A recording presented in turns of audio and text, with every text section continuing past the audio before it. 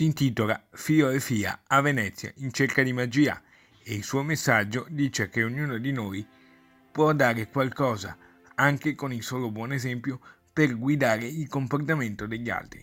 Nel corto animato ricopre un ruolo di primo piano la lettura, che in questo caso rappresenta la chiave di volta per individuare soluzioni.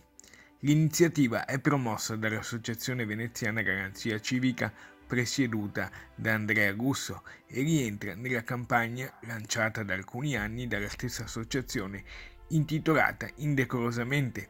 L'autore del filmato è Francesco Nardo, che racconta. È una storia semplice che trasporta i due piccoli eroi tra le calli di Venezia. Questa splendida città è resa ancora più affascinante dalla poesia di Ugo Pratt, al quale ho preso in prestito i cosiddetti luoghi magici che sono suggeriti nel suo racconto forse più rappresentativo, che è Corte Sconta detta Arcana. Il corto animato è stato presentato anche nello spazio della Regione Veneto alla 76esima Mostra Internazionale d'Arte Cinematografica di Venezia.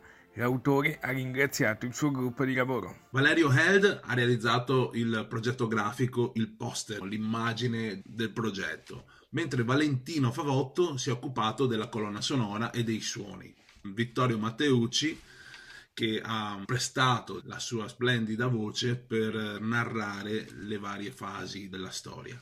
Tutela e salvaguardia ambientale, riscoperta delle buone maniere e dei comportamenti virtuosi sono alcuni dei cavalli di battaglia di Garanzia Civica. Nei dialoghi emergono soprattutto le formule di cortesia come grazie, prego, scusi, buongiorno, che si stanno perdendo, stanno scomparendo e che invece creano contatto umano e sviluppano i cinque sensi, altro che social.